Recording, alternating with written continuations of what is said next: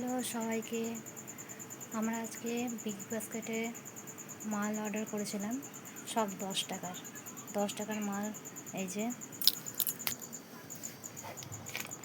দুধ 10 টাকার, তারপরে কাঁচকলা,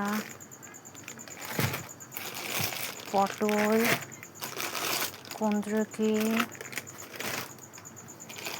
শসা, এই যে ভেন্ডি,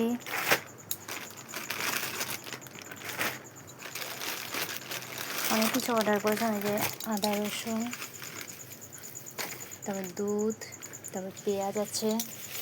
এই যে পেঁয়াজ, এগুলো সব 10 টাকার অফার দিচ্ছে। এই যে লেবু, এই যে আদা রসুন, এত কিছু অর্ডার করেছি, সব 10 টাকার। টাটা সবাইকে।